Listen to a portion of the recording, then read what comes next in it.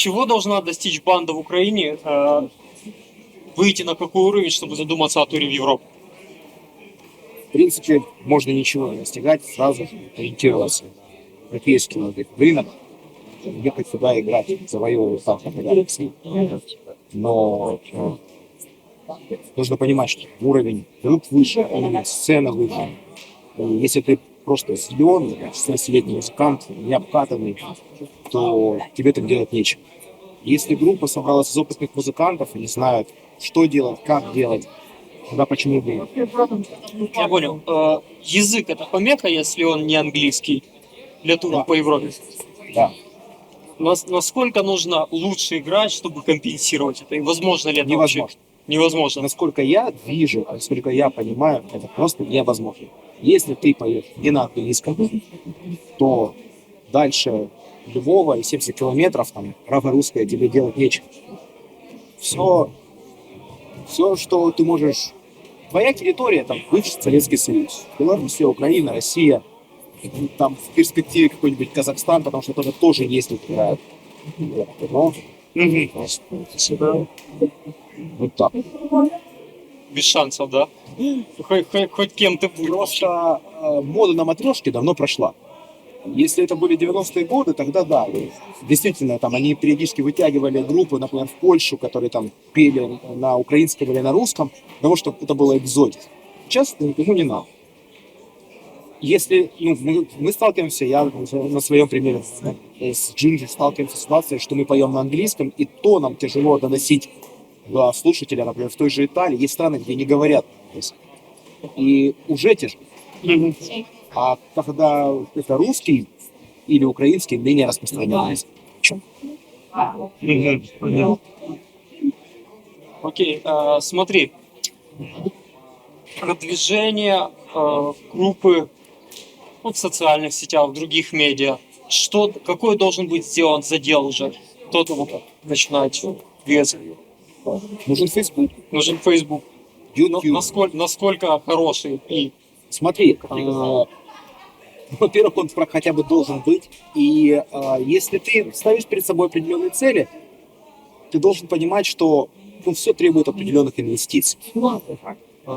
Если у тебя абсолютно голый Facebook и там ноль, то никто не мешает тебе вложить деньги, сделать таргетированную рекламу по регионам, куда ты собираешься ехать, и собрать аудиторию. Это возможно. Кроме Фейсбука есть Reverb Nation, который работает точно так же за определенные деньги, тебя будут раскручивать твои концерты на определенной территории. То есть вы использовали в своей практике платные способы? Мы не использовали, потому что ситуация была немножко другая, нас изначально позвали. Мы не задумывались ехать никуда, пока нас сзади не позвали. Мы поехали, отыграли, а поняли, что это работает. А что это было? Это был фестиваль какой-то или что? Нет, связалась букинг-контора из Румынии, сказала, приезжайте, мы вам сделаем тур. Там на минимальных условиях они нам оплачивали дорогу, кормили, селили, но ничего не зарабатывали. Хорошо, как они вас заметили? YouTube? YouTube? Да. А по какой работе? Или неизвестно? Пост называем. Ага. Собственно, первый клип. То есть, я так понимаю, что видео для организаторов это, в принципе, один из ключевых параметров, да? Да. Но нужно понимать, что одних клипов мало. Я точно знаю, что на тот момент, когда нас приглашали, люди смотрели, они нас увидели по официальному клипу, а потом мы начали просто классить живые выступления. Видели, чтобы оценить качество реально. Это действительно нужно, потому что, век цифровых технологий, можно записать все что угодно, а играть это не нужно. Они смотрят на живые исполнения, и причем очень-очень имитируют вот эти вот бутлеговые записи с телефона, там, какого-то концерта, где более-менее адекватно слышно, что происходит, и видно, что там. Никто не мешает тебе сесть за компьютер, провести пару бессонных ночей, найти контакты клубов. Если ты вобьешь на самом деле в поиске того же Фейсбука, Hungarian Booking там, и все остальное, или в Гугле, тебе выбьет результат. Можно найти ребят, которые организовывают концерты запросто. Окей. А вот в плане, допустим, концерт организован, а в плане рекламы и продвижения, это все в социальных сетях, получается, делается отсюда, да? То есть вам никто не помогает со стороны клубов? В нашем случае промоушен концертов исходит от организаторов. Мгм. Потому что, ну, нужно быть на определенном уровне, когда ты едешь на концерт за гонорар. И организатор понимает, что если он не приведет людей, то он потеряет деньги. Мгм. И сразу нужно понимать, что работа с европейскими организаторами, промоутерами, она достаточно официальный характер все-таки. Это переписка. Ну, если ты переписываешься на Фейсбуке, то, пожалуйста, подтверждай все свои решения, там, договоренности на e-mail, Мгм. в письме, то есть, где указано такой-то гонорар, там, кейтеринг, поселение и все остальное. Да. А еще лучше составляй контракт. Некоторые организаторы сами просят, давайте, ребята, подпишем контракт, где все указано. Когда мы играем, как мы играем, сколько мы играем и сколько мы получаем. Мгм. Вот как бы, имея такую бумагу, он понимает, что ему отступать некуда, что он должен деньги группе, поэтому он приведет людей. Мгм. Если ты до этого тура не вышел, то все работает иначе. Ты играешь, например, за Door Steel на процент. Ну, от входа. И нужно понимать, что ну, как бы, можно ничего и не заработать. И тогда, опять-таки, таргетированная реклама, пожалуйста, приглашай людей, вплоть до того, что как бы, ищи, добавляй себе в друзья как бы, народ из этого города, рассказывают, что вот мы там такая группа, и так тоже делали. Как бы. Пожалуйста. Все зависит от усердия, старания и желания. А вот мне интересно, вы много путешествуете, и на вас в то же время много где, много кто приходит. И мне интересно, эти люди, они приходят конкретно на группу Ginger, или они знают, что они приходят в хороший клуб, и им обеспечат там хороший концерт? Вне зависимости 50 от на 50. 50 на 50. Есть концерты, где я могу точно сказать, что народ пришел на джинджер. Мгм. Вот. Потому что они приходят, зная наши тексты, приходят иногда уже в купленном мерче в интернете, как бы они подходят до концерта с какими-то там флайерами, распишитесь, пожалуйста, можно сделать фотографии. То есть там люди пришли на нас. Кроме того, достаточно большое количество людей действительно ходит в Европе, это практика. Они знают, что есть in-go place, место, где они приходят и проводят время хорошо. Поэтому они беспроигрышный вариант. Они знают, что будет концерт, они придут, проведут хорошо время. Почему бы и нет? И Мгм. такое тоже есть. Ну, это заслуга организаторов или просто немножко другая культура хождения на концерты? Абсолютно другая культура хождения на концерт. Мгм. То есть организатор просто хочет сделать хороший вечер, он приводит хорошую группу в клуб, в который так ходят люди. И это работает. Ну, и, собственно, другие ситуации, когда привозят группу, на которую уже А вот почему у нас этого нет? Потому что мы беднее, и мы просто привыкли получать музыку бесплатно. совокупность факторов, и музыка бесплатная, и мы беднее, и, собственно, у нас нет клубов. У нас вот эта клубная культура, она не развита, у нас нет мест. То есть у нас Куда есть концертные площадки, да, которые нас есть там концертные снимаются, да, площадки, но нету. Я понял.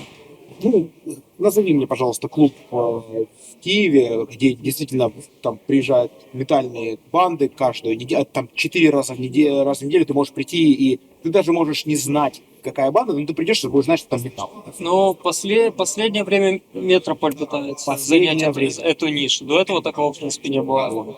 А в Европе вот и отличный пример. Слева или справа? Прости. Справа. Говори справа, я ошибаюсь. Справа. Все.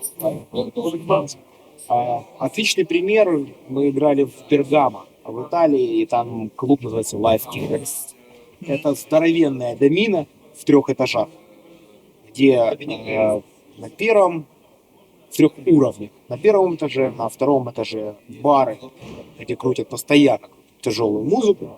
Сидят куча итальянцев, сливают пиво, хавают пиццу, слушают металл.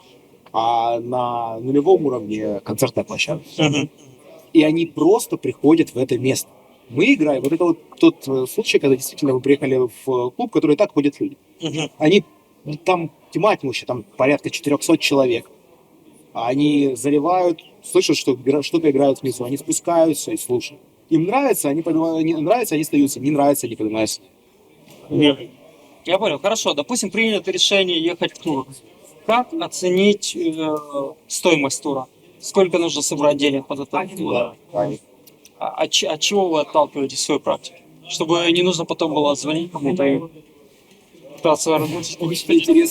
Очень интересный вопрос. Я ни разу не составлял смету тура, но все наши туры прибыльные всегда возвращаемся. Но это наша работа, мы едем зарабатывать. Я на глаз просто прикидываю, что вот мы получаем какие-то такие-то суммы, я считаю расстояние, высчитываю примерно стоимость, как бы, сколько уйдет на дизель, на минимально кушать. Знаю, что нас селят в каждом из городов. Естественно, есть day-off, без них никуда. Я там, принимаю решение насчет day-off, то ли снимаю какой-то хостел, то ли я договариваюсь с организатором, я, может быть, там немножко поступлюсь ценой, но они дадут еще один день проживания, как всегда. И кормят нас. Теперь всегда, когда мы ездили первый раз в тур, большой европейский, не вот румынский, там Болгария, вот это все, а вот большой европейский тур год назад. Тогда, конечно, был другой уровень, и кормили нас не везде, скажем так. Мы селили везде. Это обязательно. Это главное, это нужно понимать, что жилье в Европе очень дорогое, хостелы очень дорогие, относительно того, что ты зарабатываешь. И поэтому первое, что нужно просить организатора.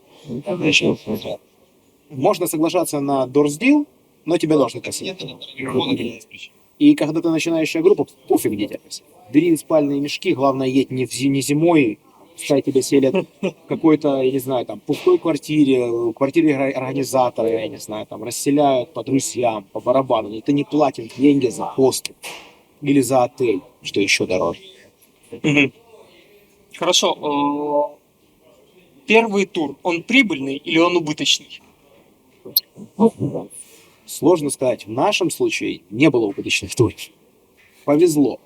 Опять-таки, если ты ставишь перед собой цели, там, собирать аудиторию и становиться знаменитым, то нужно понимать, что да, нужно жертвовать, нужно вкладывать деньги, пожалуйста. То есть первый тур может быть, в общем-то, убыточным. Да, в этом не зазор. Вот если ты уже едешь второй раз по тем же самым городам, ты теряешь. Тогда нужно заниматься, что ты делаешь не так. Подводные камни в туре. Какие вещи, о которых вы не думали здесь, и которые возникли там, вы думали, черт, как такое может быть? Было такое что-нибудь? Какие-то неприятные неожиданности? Да, конечно. Во-первых, что может произойти? Что плохого может произойти? Если что-то может произойти плохое, то оно обязательно произойдет. Закон Мёрфи, да. Нужно с собой брать медикаменты, антибиотики и противовирусы. Потому что заболеть тоже можно запросто. Нужно следить, чтобы тебя попросту не наебали. Такое тоже происходит, и даже в Европе. То есть нужно понимать, что... Кто? Организатор. Организатор. Да, то есть почему я говорил о том, что, пожалуйста, подкрепляйте все свои договоренности имейлом, а лучше как мини-контракт. Хотя бы просто подписанным и сфоткан. Потом, если у тебя возникнут проблемы, ты эту бумажку отсканированную выложишь в Facebook и скажешь, что, пожалуйста, не связывайтесь с этим организатором, он риск. Это на горьком опыте или это заранее было продумано решение? Я как-то на интуитивном уровне пару раз просто это у меня уже было, а я сталкивался с ситуацией. Ну, мне явно никто не говорил, что мне не заплатят. Но я чувствовал, что что-то не так, и я уже оперировал. Ну, ребята, у нас же договоренности, вот же мы договаривались, посмотрите, пожалуйста. И все. Влияет ли как-то менталитет организаторов наших европейских, и помимо этого влияет ли языковой барьер, чтобы не было разночтений в договоренности?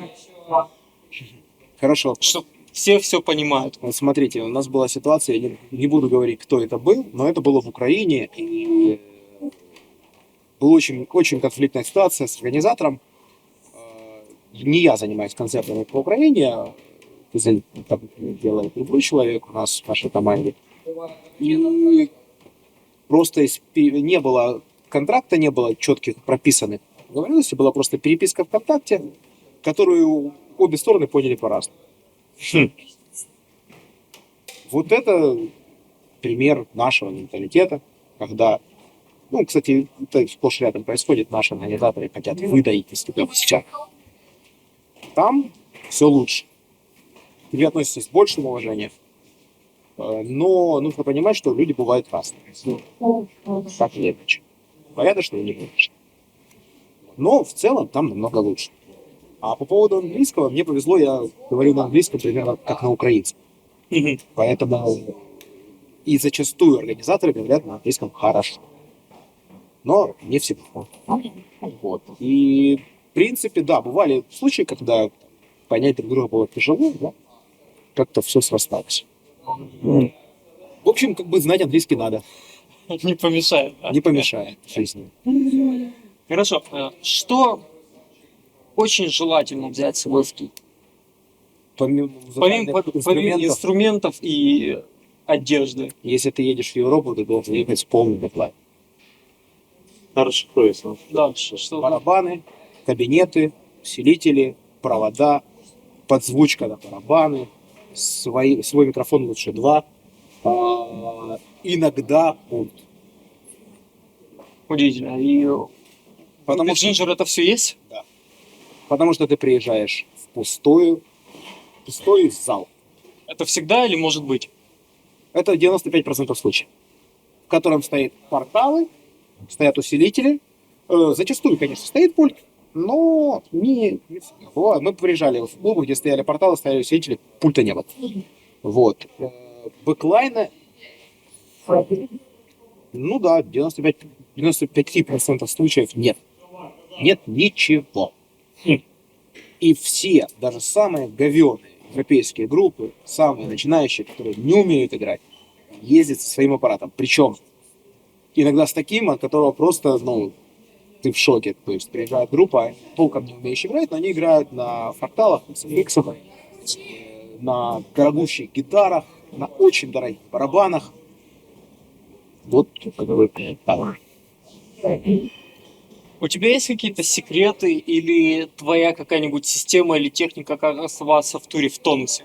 Ну, имеется в виду в психическом и физическом. Не пить Вот. много и Не- больше спать. Не пить много в том плане, что пить все равно придется. Ну, или курить. Стратеж не проходит, да? Ну, я себе не могу представить, как можно провести месяц в туре, когда ты играешь 5 концертов в неделю минимум. Как ты можешь провести месяц в таком туре без минимального допинга, без того, чтобы там как-то отвлечься, расслабиться, без помощи препаратов, да, то есть алкоголя, например. Или кто-то там курит травку, пожалуйста. Почему бы нет? То есть, ну, немного, но и немало должно быть, да? Должно быть в Немного меру однозначно, как потому что, ну, я играю в группе, где в каком-то этапе были пьющие люди, очень пьющие. И как бы, были примеры, когда ребята просто загоняли себя в состояние, когда не стоять там. Могли, как бы, они лежали перед концертом, отписали, выходили на сцену, играли, и падали. И поскольку ты в системе, да, ты пухаешь, так не пойдет. Ну, Нельзя много пить однозначно. наверное, да, трехмесячный тур так не выдержать. Да и месячный не выдержит. Месячный не выдержит, это однозначно. Спать при любой возможности, собственно. И хорошо кушать. Если у тебя есть выбор между супом и бургером, поешь суп. Здоровое питание тоже. Не Да до ты просто последнего. загнешься от сухомяса. Просто умрешь. Я понял, хорошо. Что для тебя самое сложное в туре?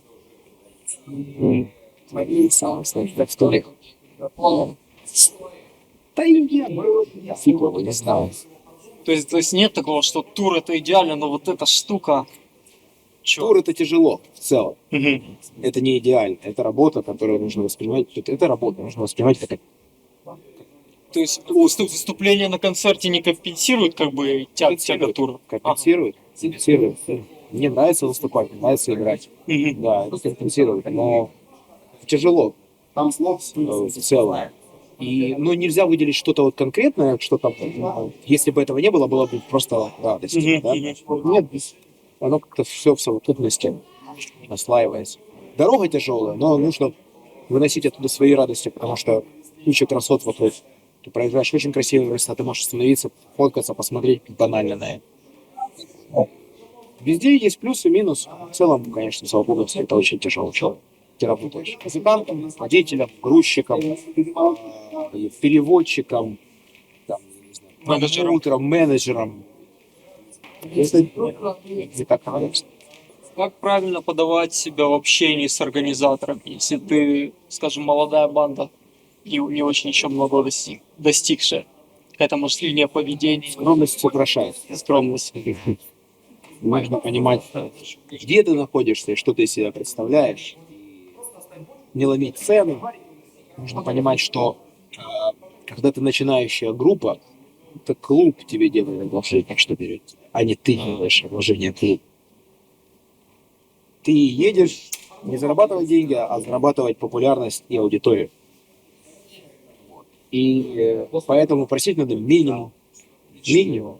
Как я уже говорил, начинать с проживания, Мгм. потом говорить о проценте со входа. По нарастающей. Ты Да, да? по нарастающей. И, ну, опять-таки, английский язык, подтяните его, пожалуйста, потому что чтобы не было там, Не было смешно? не было смешно и не было ситуации, когда просто не могут понять, что ты хочешь. Чего ты просишь. Там, и всё остальное. Ну, такое бывает.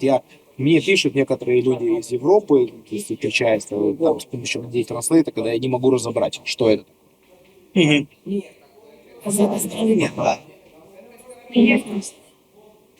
И, наверное, еще один такой хороший совет можно дать. Смотри, кому пишешь. Если ты начинающая группа, то не надо писать в большой клуб в субботу. Посмотри маленький паб, где ну просто нужно там Фончик. фончик создать, да. Если ты хочешь выступить на большой сцене, то смотри если работает, смотри на дни, будни, где они однозначно свободны, им просто нечего туда поставить. Среда, четверг. Кстати, многие клубы в Европе действительно имеют вот такую стратегию. Они работают в пятницу, субботу, воскресенье за выкуп сцены порядка 300-400 евро. Мгм. И ты должен заплатить. А вторник, среда, четверг задор сделал. Ты просто приезжаешь и берешь деньги со входа. Мгм. И это достаточно крупный. Вот, собственно, в Братиславе есть. И там играли. Мгм. И там играли звезды, типа Machine Head. Вот такой клуб. Не просись на выходные, а просись вторник, среда, четверг. А выходные, учитывая свой статус, пускай это будет маленький паб, у тебя будет концерт. Это все. Так. Спасибо, мужик.